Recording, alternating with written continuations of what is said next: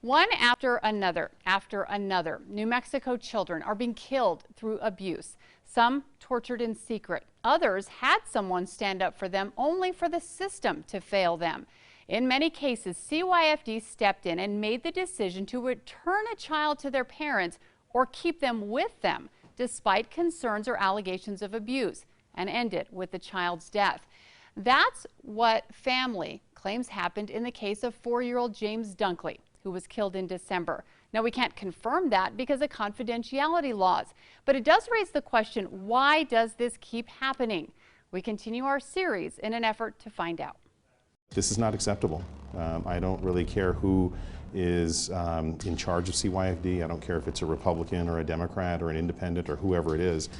We need answers, and we need to make sure that these things do not happen again. Senator Michael Padilla has been fighting for years to improve CYFD and the lives of children. But he and the rest of us continue to hear the terrible stories of child abuse that lead to death. Omari Varela, Leland Valdez, Victoria Martins, and now James Dunkley. While all the reports from CYFD have not been released to the public, we do know that CYFD and authorities had some dealings with these families before the deaths. But the children stayed in the homes. On a daily basis, it's hard for me. Andrew Valdez's 3-year-old son Leland died in 2011, 2 days after he was rushed to the hospital unconscious. An autopsy shows he was beaten and suffered injuries all over his body over a long period of time. Valdez had reported seeing signs of abuse. CYFD assigned an investigator, but the boy stayed in the care of mom, Tabitha Van Holtz, and boyfriend, Stephen Gallegos.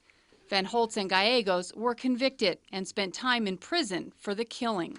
He never got to see his first day of kindergarten. He never got to, join football. But it wouldn't be the last deadly child abuse case where CYFD's actions to keep the child in the home would be questioned. With the way that the federal laws work that we are held accountable for on the state level, to be sure that we're doing everything we can to keep a child in the home with a parent.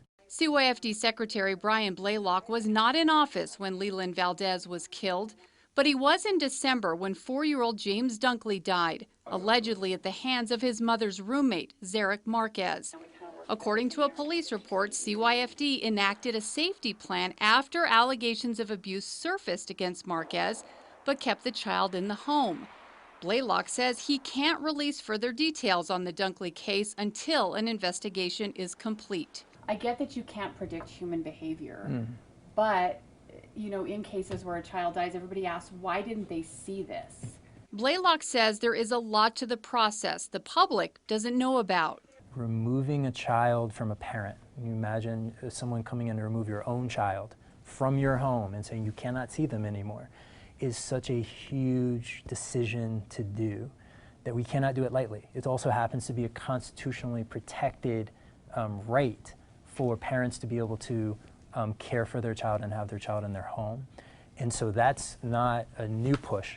That is how the child welfare system works. And in New Mexico, it's not CYFD workers who actually remove a child. So if we go out and we see a huge risk and we say we have to remove this child right now, what we have to do is we have to call the police department.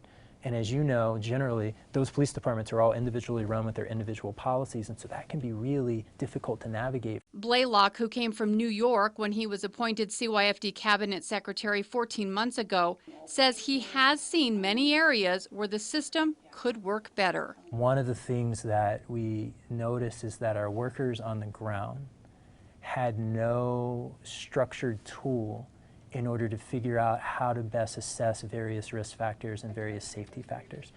That is a horrible situation to be in. They're going into that situation and making one of the most important determinations that will impact that family's life, usually after a day, it's the worst day that they've ever had, figuring out what that is. Blaylock says his office is already working on better tools that will better use data to assess safety factors, and a system that triggers supervisory input when it's a close call or especially difficult case. A lot of times, 50% or more of the time, It's the family and other family members that actually called CYFD or called the authorities and said there's something wrong in that house and that child is in danger. Senator Michael Padilla and CYFD have been working to better incorporate these family members into the process.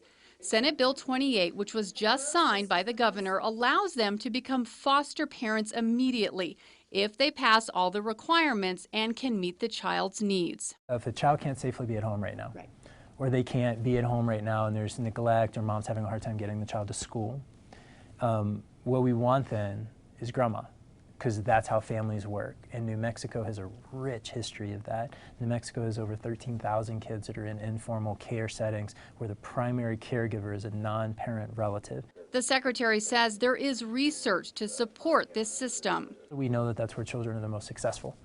They end up reunifying more quickly. They end up in permanency with guardianships and adoptions. They end up with fewer foster care placements. And then if you look at it longitudinally, they end up doing better in school, better health outcomes, better work once they become adults. All of those things are really directly correlative to our ability to place kids with kin. But not every case is the same. Not every case has a simple answer. Not every case has a happy ending. A sign more needs to be done. In a situation with children, all of us can always be better.